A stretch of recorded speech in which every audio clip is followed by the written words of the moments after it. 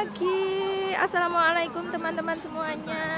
Hari ini saya lagi di Taan Kong Yen ya, di Taman Taan.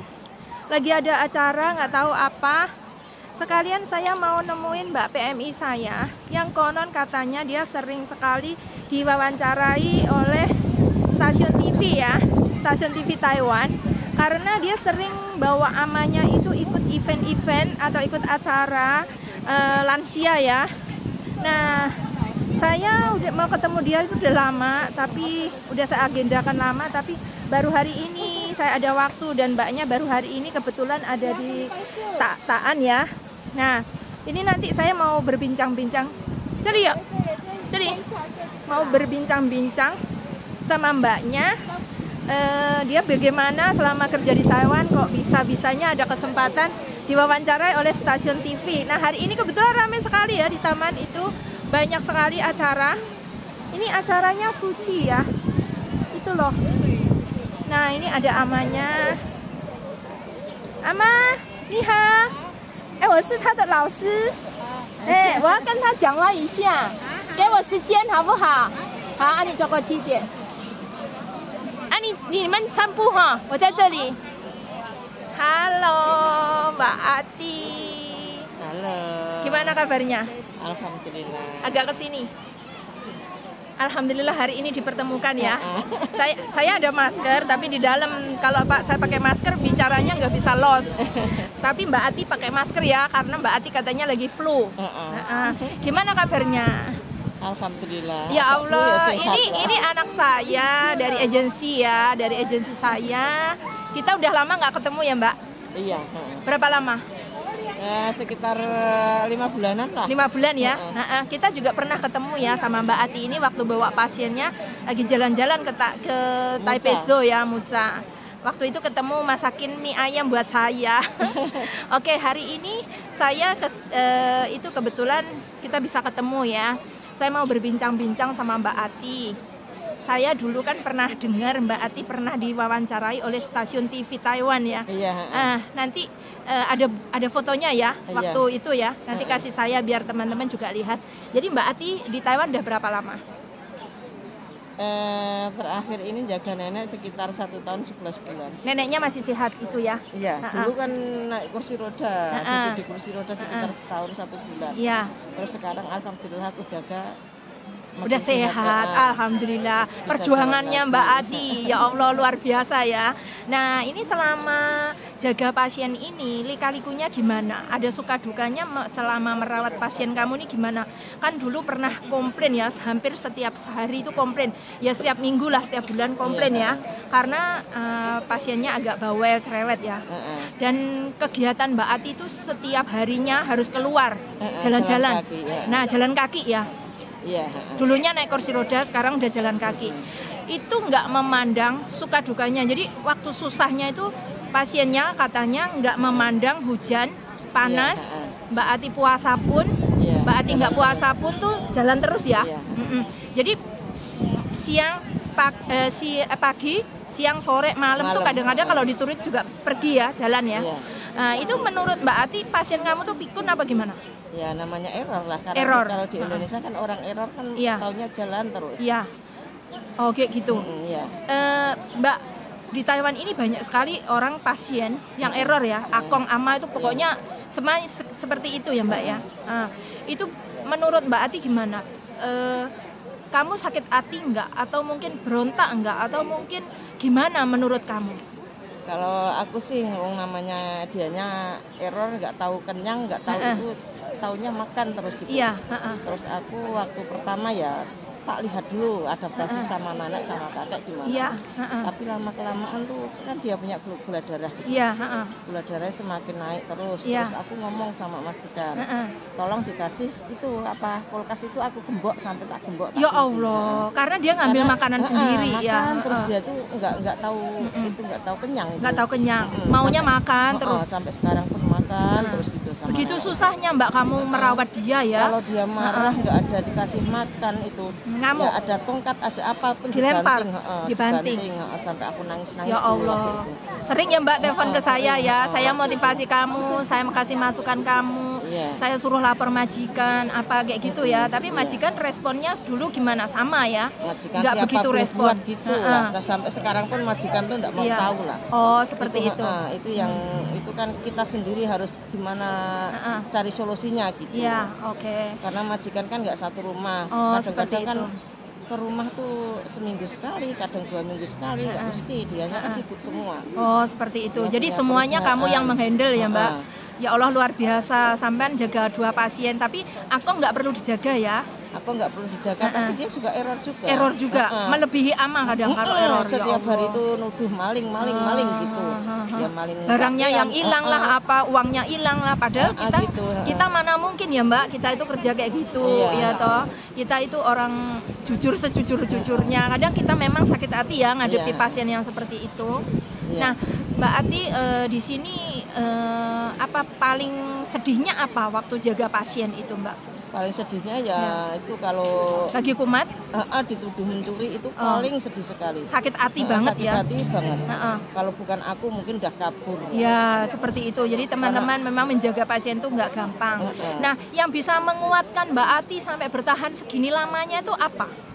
Menguatkan karena biaya anak kuliah. Wah, anaknya Mbak Ati kuliah di Indonesia. Udah semester berapa?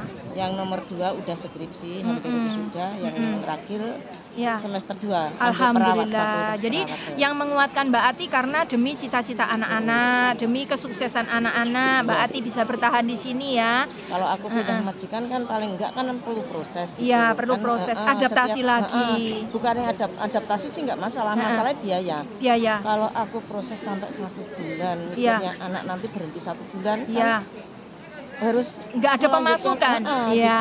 Jadi kalau mungkin menderita ya di rumah majikan jaga pasien ini, menderita sakit hati kita ya, nggak terima, kecewa. Tapi harapan kita pengen kita cari majikan yang lebih baik lagi.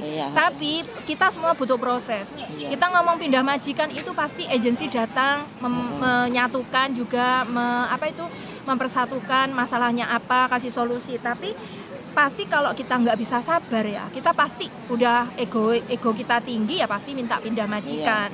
Ya, jadi di kerja di sini pasti ada positif dan negatifnya ya Mbak ya.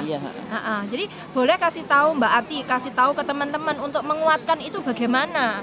Jadi kita itu dari diri kita sendiri atau gimana? Dari diri kita sendiri, tujuan kita yang utama apa gitu. Tujuan dari rumah, aku mau mencari uang, mau gimana ya. Kita kan mau memperbaiki perekonomian kita di Indo gitu. Kita harus sabar, pokoknya yang penting ikhlas lah. Kalau ikhlas insya Allah semua rintangan tuh menjadi ringan. Alhamdulillah. Jadi semua dari kesadaran kita, bagaimana kita menjalani, bagaimana kita menyikapi, pokoknya intinya disyukuri ya Mbak ya. Tapi yang jelas kita memang harus sabar ya. Tapi kalau di sini kerja itu yang penting kita benar, majikan harus dilawan. Kalau majikan nggak dilawan kita diinjak-injak terus. Ya, jadi selama kita benar, setidaknya kita ngomong baik-baik sama majikan. Yang penting kita masih punya sopan santun, sikap kita itu baik ya toh. Seberat apapun pasti ada solusinya ya kan. Waktu itu Mbak Ati kan masalah uang makan mungkin ya, uang belanja kurang. Belanja kan saya suruh ngomong ke majikan cuma gitu. 1 minggu dikasih 900, kadang 1.200 itu 3 orang loh ya. Akong, Amang sama mbaknya. Masih ngisi yoyo kan, anak kan setiap hari jalan terus. Kadang kalau capek kan aku naik bis apa naik kereta gitu. Terus yang menentukan mbaknya harus keluar di luar ke sana ke sini tujuan itu siapa? Nenek sendiri. Saya mau ke sana, mau ke sini kayak gitu. Sultan sama Nenek Isya. Jadi amannya ini udah nggak betah loh, pengen jalan. Nenekku itu 5 menit aja duduk dia nggak mau. Dari dulu sampai sekarang pun. Jadi pengennya jalan kayak gitu. Pengennya jalan, pokoknya jalan tuh yang dia sukai gitu loh. Jalan terus gitu. Kalau misalnya temennya atau orang lain, mungkin orang Taiwan yang melihat sampean, dikiranya kita itu nggak bisa menjaga ama loh, ya kan? Padahal pasien kita sendiri yang error kayak gitu ya. Pokoknya dia nggak tahu capek lah sampai sekarang pun. Aku selama jaga dia tuh hampir 2 tahun itu nggak pernah sakit dia tuh, nggak pernah ngeluh kepala pusing apa-apalah gitu, nggak. Pokoknya jalan-jalan. Dulu kan setiap istirahat tak pijetin, lama-lama aku capek sendiri. Karena dianya jalan terus, aku masih mijitin dia. Lebih jauh lagi. Pasien itu nggak pernah mengeluh sakit kepala, pusing. Tapi kita yang pusing, kita setiap hari harus jalan loh ya, bayangkan. Kita kan Ontong mbaknya itu gede, postur tubuhnya gede, kuat ya. Jadi Mbak ini amanya sehat, Mbaknya lagi flu ketularan sama Akong kemarin ya Mbak ya. Coba bayangkan, jadi memang benar-benar butuh perjuangan ya menjaga pasien di Taiwan. Nah kalau misalnya motivasi buat teman-teman yang belum ke Taiwan, yang belum pernah kerja ya toh, itu gimana Mbak? Harus gimana? Nyiapkan apa? Menurut Mbak Ati? Mental kita harus disiapin. Terus kita kan terutama fisik ya. Ya, fisik kita harus sehat, harus kuat. Nanti kalau kita menghadapi orang ini gimana, di sana gimana. Gitu. Pasien kadang nggak tidur 24 jam. Ya, pandangannya tuh yang terjelek, jangan yang terbaik. Tuh, teman-teman. Nanti kalau dapat majikan yang terjelek gini-gini gimana. Ya, bagaimana kita menghadapi. Oke. Terus nanti kalau punya majikan nggak merespon, masa bodoh lah. Itu kita harus cari solusi sendiri. Ya. Agensi juga loh, kadang-kadang majikan baik agensinya yang nggak respon apa kayak gitu. Ya toh, jadi semua ini kita harus memikirkan nggak enaknya dulu ya Mbak ya. Pokoknya jangan yang terjelek, yang dipikir yang terjelek. Bagus. Terus nanti kalau dapat majikan pelit gimana, yang terutama sini tuh majikan tuh semua pelit. Pelitnya luar biasa. Dulu kan aku pernah 1 bulan di sini, majikan suruh kalau di luar aku beli nasi pakai uang aku sendiri. Terus aku ngomong sama majikan, kita harus berani loh ya di sini. Bukannya urusan makan 3 kali sehari, urusan majikan. Jangan kita mau keluar uang, aku nggak mau. Kita udah kerja capek. Namanya kayak gitu, kita masih harus keluar uang sendiri, aku nggak mau. Mengorbankan jiwa raga, perasaan, pikiran, kok kita harus keluar sendiri ya Mbak ya. Terus aku ngomong, kalau memang kamunya nggak mau ngasih makan aku laporan aja 1955. Terus mereka sama takut, terus akhirnya anak perempuannya datang. Seperti itu ya. Alhamdulillah. Jadi semuanya pelan-pelan tuh diatasi, ada solusinya ya. Jadi kita ke Taiwan, kita kerja ke luar negeri itu nggak hanya bayangin duitnya enak, gajinya gede, bisa foya-foya, bisa jalan-jalan, bisa shopping, tidak seperti itu. Semua itu hanya casingnya aja ya Mbak ya. Nah, kita lihat nggak tahu di dalamnya setelah kita terjun sampai ke Taiwan, ternyata kita mengalami hal yang seperti ini. Sakit loh kadang-kadang ya Mbak ya. Susah, kita berusaha tersenyum demi keluarga, walaupun batin kita kadang-kadang meronta ya Mbak ya. Alhamdulillah. Jadi seperti itu Mbak Ati kok bisa setegar ini, saya sangat salut ya. Bahkan saya pernah ngomong sama Ama sendiri ya, Ama tolong memperlakukan Ati yang baik, jangan galak, jangan itu marah-marah terus. Saya pernah kan ngomong sendiri sama Ama. Jadi kalau teman-teman punya masalah, misalnya sama pasien masih bisa diajak ngobrol apa, telepon ke kita nggak apa-apa ya. Jadi kita bisa mengingatkan pasien harus memperlakukan kita yang baik kayak gitu. Oke, makasih. Terus ada lagi nggak pesennya Mbak buat yang lainnya juga? Ada lagi nggak? Pesennya buat yang lain sebelum kita pergi ke Taiwan harus menata diri dulu. Nanti kalau kita dapat majikan yang terjelek gimana? Pokoknya ya lahir batin lah kita. Ama aku ya lah. Ama siapa nih? Senisia. Menata diri dulu. Terus keduanya harus bisa ngomong. Kalau kita di sini nggak bisa ngomong, majikan injak-injak kita nggak bisa ada pembelaan. Kita nggak bisa melawan. Gitu. Bagus. Jadi bahasa tetap nomor 1. Bahasa nomor 1. Terus kalau kita ada kesalahan sedikit, majikan bisa menuntut kita di pengadilan. Tapi kalau kita, walaupun masalah besar sekalipun, nggak ada bukti, nggak ada saksi, kita nggak bisa menuntut apa-apa sama majikan. Gitu. Oke, terima kasih ya Mbak ya, motivasi, inspirasinya buat teman-teman. Nah, pesannya buat saya apa ini? Pesannya buat Lose, kalau ada anak buah yang mengeluh, jangan sampai marah. Kita harus didengerin dulu lah, dilihat dulu, cross check dulu permasalahannya apa. Tapi jangan masa bodoh gitu lah. Pokoknya harus merangkul kita. Iya pastilah, pasti.